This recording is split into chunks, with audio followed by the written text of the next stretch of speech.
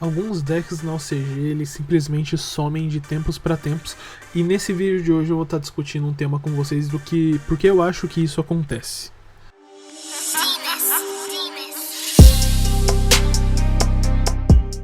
Fala aí, Igor aqui, bem-vindos a mais um vídeo. E hoje é mais um daqueles vídeos de discussão de um tema que eu acho interessante da gente trazer e debater, que é o dinamismo no metagame. Então se você se interessa por discussões de Yu-Gi-Oh! E metagame, se inscreve aí no canal pra sempre estar recebendo esse tipo de conteúdo. E apesar de eu não gostar, cara, de pedir sempre, deixa aí o like, mano, pro vídeo chegar pra cada vez mais pessoas e o canal crescer com isso também. E se você gostou ainda mais do vídeo, se você achou ele ainda mais interessante, compartilha com uma galera em grupo de WhatsApp pra ele chegar em mais gente ainda. Mas vamos lá direto pro tema e a gente discutir um pouco sobre isso. O metagame ele é algo evolutivo e a gente vem sempre acompanhando. Quanto mais você acompanha o meta, mais é engraçado você acompanhar como ele evolui de verdade, sabe? Cartas, decks, eles simplesmente deixam de existir. Você pisca assim, eles uma hora eles estão no topo, outra hora eles não estão mais, e isso se dá múltiplos fatores. Mas no vídeo de hoje eu quero me ater a uma coisa que eu chamo de dinamismo do metagame. Como alguns decks eles são muito bons, eles são competentes, mas eles simplesmente não acompanham a evolução dos outros decks por deficiências na própria engine. A gente há algum tempo veio recebendo desde Burst of Destiny, a gente recebeu a engine de Destiny Hero, vocês aí agora em outubro vão receber, assim como a gente também recebeu em Grand Creators o Brave Token, que agora é uma staple absoluta e, nossa, todo mundo tá usando isso, todo deck que pode usar isso tá usando, e esse é o ponto principal do vídeo. Se o seu deck ele não consegue usar a engine nova, ele simplesmente não acompanha a evolução, porque o nosso meta ele virou muito de ponta cabeça, não exatamente, mas um deck, por exemplo, que ele tava em Tier 2 indo quase para Rogue, pela deficiência que ele tem contra a Lancia, que é o Phantom Knight, ele simplesmente do nada, ele encaixou as duas engines, as duas novas engines, que é Hero e Brave Token, e ele saiu de Tier 2, um deck ok, que topava torneio, pegava, sei lá, torneio grande, ele pegava no top 16, sabe? Ele entrava no top 32, top 16. Mas agora ele saiu disso pra ser um dos decks mais dominantes. E ele agora, junto do Tree Brigade e do Sword Soul, eles são meio que os mid-ranges que estão ocupando o topo do metagame no momento. E isso é interessante, cara, porque a inclusão dessas duas mecânicas novas, elas fazem com que o metagame inteiro ele se molde ao redor delas. A gente tem o próprio Good Stuff, que é um deck completamente baseado nessas duas mecânicas genéricas, o Brave Token e o Destiny Hero, né? Você tem o Prankids, que ele não diria que ele tava em decadência, mas ele tava caindo em um desuso bem grande, porque a gente no formato passado tava lidando bastante com o combo, né? O Drytron tava muito em evidência, o VW estava muito em evidência, e isso fazia com que os midrangezinhos eles apanhassem um pouco, porque o teto dos decks estava muito alto e as suas techs não seguravam a barra para você. Mas agora, cara, com esse giro que aconteceu, o Drytron, por exemplo, que é um deck excelente, que no começo do formato passado, logo que a Banlist virou no formato passado, ele literalmente passou o carro no começo do formato, deu uma caída e depois se reconstituiu como um dos melhores decks. Ele passou o carro, que eu digo, literalmente ele ganhou 5 torneios seguidos, sabe? Torneios relevantes que a galera acompanha com certa frequência e joga com certa frequência. Alguns CS, torneios da Next Play, semana após semana, o deck pegando top 4, top 2, ganhando, pegando top 4, top 2, ganhando. E hoje em dia ele caiu para um Tier 2, cara, porque simplesmente ele não consegue integrar essas duas mecânicas igual o Phantom Knights, igual o Tree Brigade, igual o próprio Prankids. O Eldritch, cara, ele tá se moldando para meter essas duas mecânicas genéricas. E os outros decks, cara, que desde o ano passado eles estavam sendo usados com determinada frequência, eles simplesmente deixam de existir. E isso me assusta, cara. Isso é um fenômeno que eu acho muito interessante. Codtalker, Ignister, Dragon Maid, principalmente esses três, que pra mim são decks competentes. Eles têm engines que são funcionais.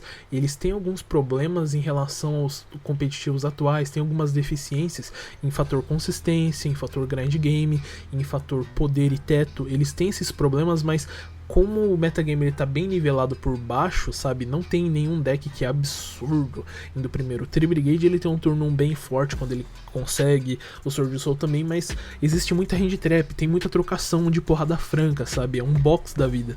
Então esses decks pra mim, Dragon Maid, Code Talker, Ignister, eles são bem competentes, cara, mas eles caíram, cara, de em um momento eles serem muito utilizados, cara. Já teve momentos do Dragon Maid ele ser muito utilizado, do Code Talker ser literalmente o mais popular do formato, pra agora ele nem mais tá vendo top de torneio, cara, simplesmente por isso, na minha opinião, que eles não acompanham a evolução. A engine deles e o jeito que eles jogam não permite com que eles usem as mecânicas genéricas novas.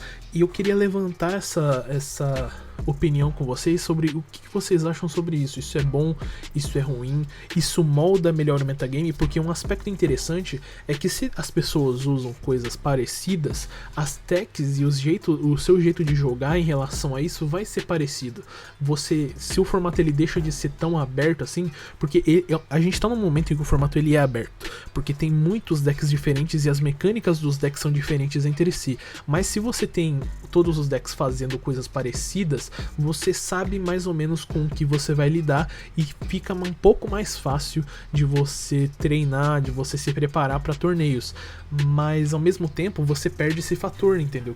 Que é o tema desse vídeo, que é como o metagame ele é dinâmico, ele chuta para fora dele os decks sem motivo ou razão, é simplesmente por evolução, como os decks eles não acompanham a evolução dos outros decks, enquanto uns eles metem as coisas no meio assim e continuam indo. Decks muito fortes como o Drytron, eles caem do patamar de ser o melhor combo do formato para ele se tornar aquele combozinho tier 2, entendeu? Que tá ali junto com a da Emancipator hoje em dia. E isso é bem interessante, cara, isso é bem interessante e deixa aqui uma pulga atrás na orelha, e eu queria saber se vocês enxergam um pouco dessa forma também. E é interessante também você comentar aí embaixo o que você espera disso então, porque janeiro do ano que vem tá aí, rapaziada. Se o Vert Anaconda ele não for mexido no TCG, vocês vão viver um mundo bem parecido, e isso que vocês não têm a Maxê, então a obrigatoriedade dos decks de combo e dos midranges de usarem a crossout, ela é muito menor aí pra vocês do que ela é pra gente, então vocês têm um espaço de main deck bem maior pra trabalhar com essas engines genéricas, então é bem capaz de você ver decks que estão esquecidos, como o próprio Phantom Knight, que eu vou abordar em vídeo separado, dele ser um deck que é um tier 2 maluco, de do nada ele ser o melhor deck do formato, como você vai ver alguns decks que são os melhores do formato simplesmente caindo nesse ostracismo por não conseguir acompanhar a evolução do jogo em forma de mecânica genérica. Mas é isso que eu queria trazer no vídeo de hoje, um vídeo bem rápido de opinião, de discussão, eu trazendo esse tema que eu acho interessante aí pra vocês. Comenta aí embaixo o que você acha de tudo isso, se você acha que isso acontece de verdade, se você acha que é delírio da minha cabeça, às vezes é delírio da minha cabeça também, mas é muito triste. Pra mim, eu confesso que é triste eu ver um deck que eu gosto bastante, que é um dos controles que eu mais gosto, que é o Cold Trap, ele tá caindo nesse ostracismo tão grande, dando espaço a decks que fazem todos a mesma coisa, só porque ele não consegue meter no main deck de maneira eficiente 3 Destiny Infusion com Celestial e Dasher, ou 3 Aquamancer, 3 Aramécia, um Grifo e um Jornador do Destino. É meio triste, eu não vou mentir, é um pouco triste e até um pouco desanimador do ponto de vista de jogador. Para produção de conteúdo é maravilhoso porque gera vídeos de discussão como esse, mas como jogador é um pouco triste você ver como alguns decks eles só são deixados de lado porque eles não conseguem acompanhar a evolução do jogo em forma de mecânica genérica. Se você gostou do vídeo aí, deixa o seu like aí embaixo, sempre comenta o que você achou de interessante, o que você achou de errado, o que eu tenho que melhorar, o que você acha que não fez sentido, o que você acha que fez sentido, igual eu comentei lá no começo. Compartilha esse vídeo pra galera, deixa o seu like, deixa o seu feedback, e é um bagulho que eu tenho que lembrar vocês, cara. Se você acompanhou o vídeo até aqui e não tem o sininho ativado, cara, ativa o sininho pra não perder os próximos vídeos, que eu vou estar voltando com tudo agora também, com os vídeos de discussão, pra gente conversar um pouco e bater esse papo sobre Yu-Gi-Oh! E card game.